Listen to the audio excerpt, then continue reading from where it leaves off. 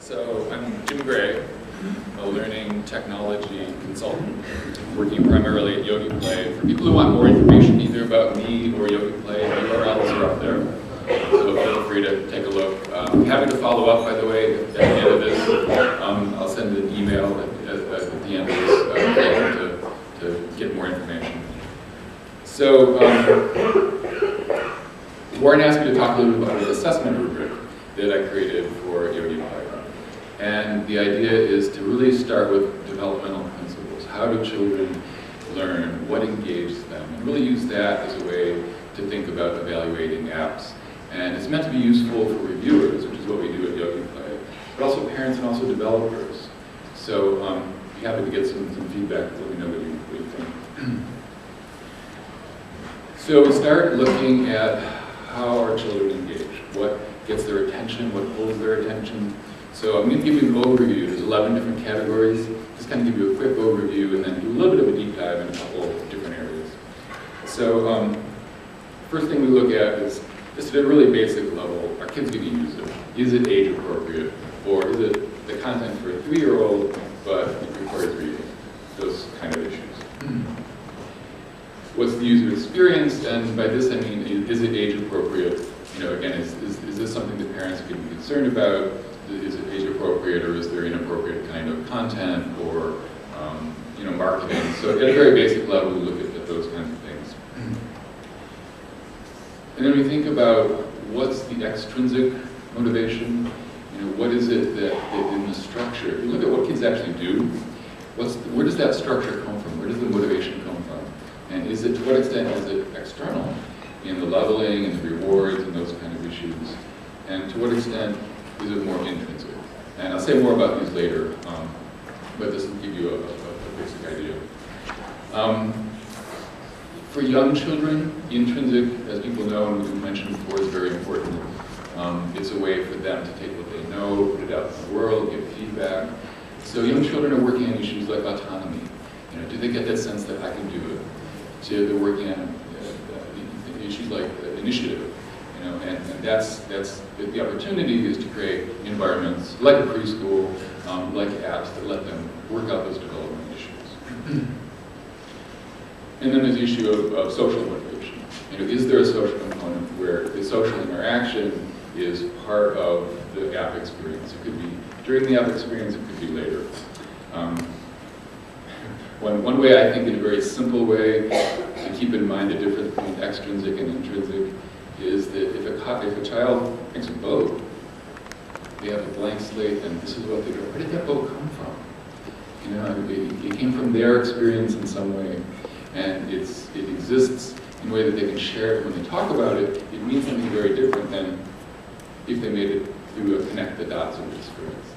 And the animation could be wonderful, it could come alive in very interesting ways, but then the social interaction around it is going to be a very different experience if they created it versus if it's something that they did, but it didn't really come from them.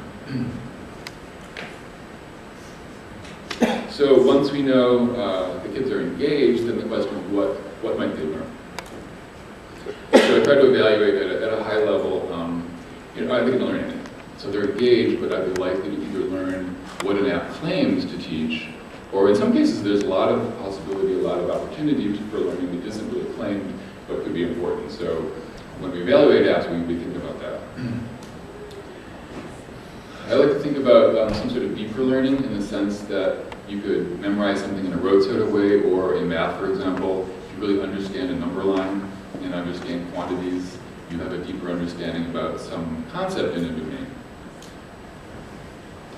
And then we look at authentic learning. Are kids learning something that could be directly relevant to their everyday life? And again, I'll have more to say about this in a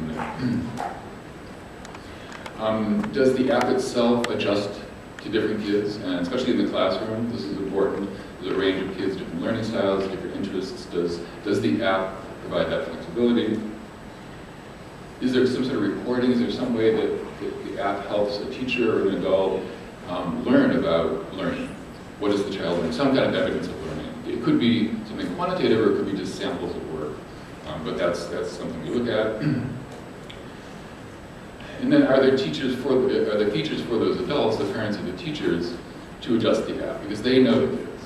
And there are some apps that do a really good job of making those adjustments easy and accessible, and some that don't do it, or some that do it but it's buried.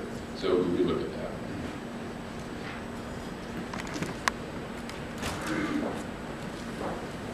So I want to do a little bit more about a couple of the types of motivation and a couple types of learning.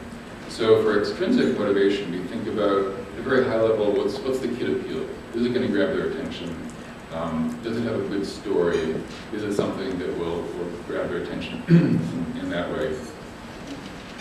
But then does it provide feedback? That's a kind of engagement that will hold a child's attention and will keep them interested. It needs to be contingent, it needs to be immediate. There's different types of feedback in terms of a growth mindset. Harold Dweck, I think I mentioned earlier in the session, is somebody who's looked at providing feedback that gives kids useful information about their strategies and doesn't give them more of a fixed mindset about how they think. Look at goals, we look at progress, all of that's part of the structure for extrinsic.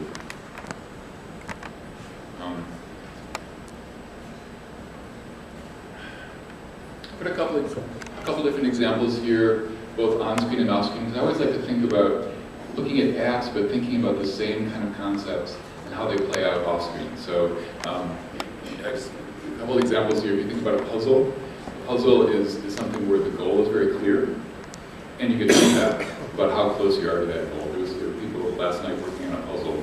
So that same concept then plays out in apps like this Montessori Numbers. It's an app that we rate fairly high on extrinsic kind of motivation. For intrinsic, we look at things like control. Toontastic is one that you can imagine. Kids have control over objects. What they do is captured, and they completely determine what happens.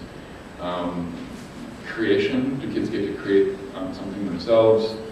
Or do they get to explore? And for all of these, we have a more detailed sort of rubric, and as I say, I'd be happy to share it with folks. But this kind of gives you an idea of the kind of thing we look at. So, art is a great example of this. That's actually my daughter. Painting with physical paint, painting on a digital screen, either way. The idea is you want to give a child a place to take what they know and think and express it. So, an expressive medium is very high for intrinsic motivation. And then socially motivated kind of engagement. Certainly there's just open collaborative play. I think it's an area where we haven't explored very deeply yet with apps, but there's a lot of potential there.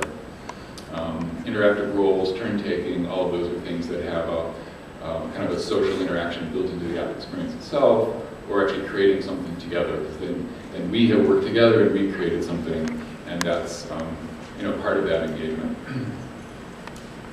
A couple of examples, Alien Adventure is one that I think does a very good job of that. It gets parents and kids working together, or any other activity on the left there. Is an experience that parents or teachers have with their kids.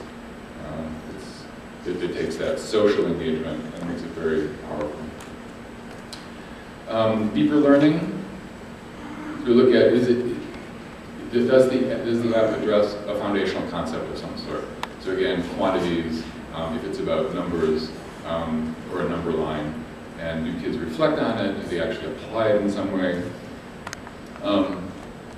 There's a lot of good research on chutes and ladders. In fact, there's a kind of a number line built into the game. Bob Stigler has done this work, and if kids play this game, they really do get a sense of the relationship between numbers and a number line by playing. Same thing with a game like digits. Children interact with the game in terms of quantity with literally their digits, their fingers. So it's their own body in terms of how they represent the quantity, and then use the technology in a very appropriate way. And finally, the authentic learning. By definition, as I said, it's about building skills or knowledge that's directly relevant to kids' lives. And it could be on the screen, or it could be across settings. It could literally be sort of an app that gets kids out and about and doing things, or it could just represent something in a realistic way. So a couple examples, think about light. You know, light is something, if you give a 3-year-old a flashlight, they're going to explore the properties of light. There's many sort of situations during the day where kids want to turn on the lights, turn them off. If you start looking, light is everywhere, and it's very relevant to your life. So an app like Bobo Explores Light does a really good job as a simulation of letting kids tap into that, something that is potentially available everywhere around them. So that's the sort of the overview of what we do. As I say, I'm happy to talk more. If people want to see in some detail, the folks at Yogi Play are happy to share, you know, how we do what we do. So, you know, shoot me an email. I'm glad to say more or answer any